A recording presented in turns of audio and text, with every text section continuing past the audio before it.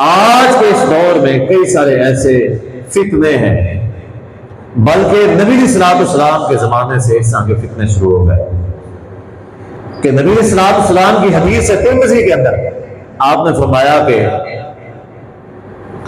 आना खातमुन नबिय्यीन ला नबिय्य बादी। नबी सल्लल्लाहु ने फरमाया कि लोगों, मैं सबसे आखिरी नबी, सबसे आखिरी रसूल, मेरे बाद कोई भी नबी और कोई भी रसूल नहीं आएगा। उसके बाद नबी सल्लल्लाहु अलैहि वसल्लम ने फरमाया कि मेरी उम्मत के अंदर 30 दज्जाल आएंगे, 30 दज्जाल। यज़अमु कुल्लुहुम नबी, हर एक जो दज्जाल होगा वो नबूवत का दावा करेगा। हर दज्जाल,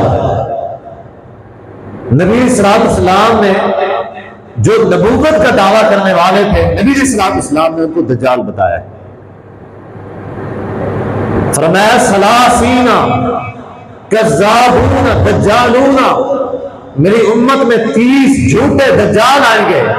कुल्लुहुम यज़अमु अन्नहु नबिय्युन, उनमें हर एक नबूवत का दावा करेगा।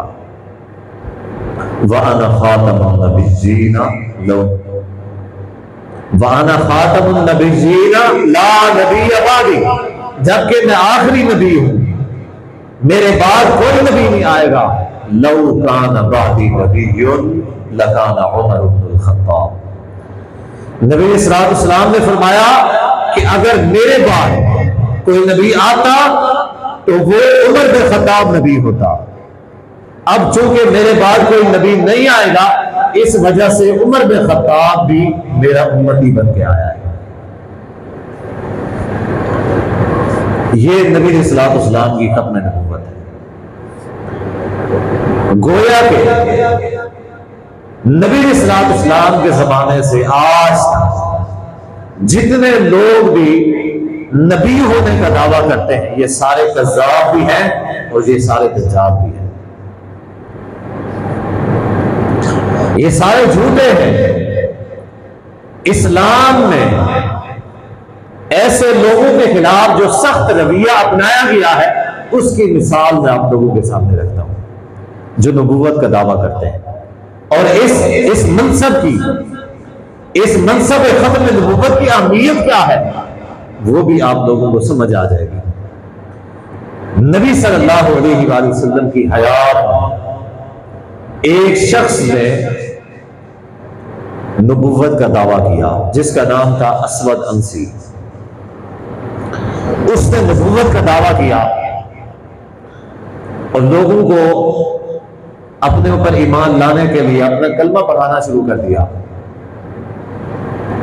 नबी सल्लल्लाहु अलैहि वसल्लम ने सहाबा किराम रज़ियल्लाहु अन्हुम अजमईन को उसका जो झूठ था उसको वाज़ेह करने का हुक्म दिया। और नबी सल्लल्लाहु अलैहि वसल्लम ने उसके इलाके में कई सारे सहाबा को भेजा और फरमाया कि जाओ इसके इलाके में जाके लोगों को बताओ कि ये झूठा है, इसके पास नबी होने की कोई सच्चाई मौजूद नहीं है।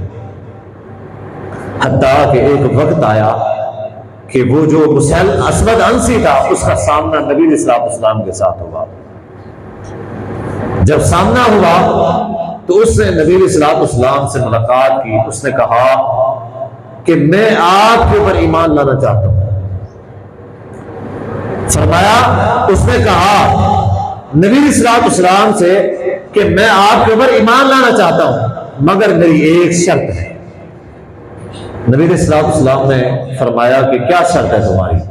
उसने कहा कि मेरी शर्त यह है कि अपने बाद आप अपना नायब, अपना खलीफा मुझे मुकर्रर करेंगे। इस शर्त के ऊपर मैं आपका कलमा पढ़ना चाहता हूं। बात समझ आ गई ना? उसने नबूवत का दावा क्यों किया था? इस वजह से कि वो ओहदा चाहता था, वो नाम कमाना चाहता था, वो माल हासिल करना चाहता था, और उसको पता था कि अगर यही काम इस तरीके से मोहम्मद सल्लल्लाहु अलैहि वसल्लम की नियाबत में अगर मिल जाए तो फिर ठीक है। उसने कहा कि मैं आपका कलमा पढ़ना चाहता हूं, आपके ऊपर ईमान लाना चाहता हूं, इस शर्त के ऊपर कि आप अपना खलीफा और नायब मुझे मुकर्रर करेंगे। नबी अलैहिस्सलाम ने अपने हाथ में एक छोटी सी खजूर की लकड़ी उठाई हुई थी, खजूर का डंडा उठाया हुआ था। नबी अलैहिस्सलाम ने फरमाया, ये देख रहे हो?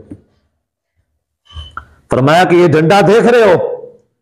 अगर उसके बदले में तुम मुझसे ये मांगो, ये भी नहीं दूंगा। मुझे तुम्हारे ईमान की जरूरत नहीं है।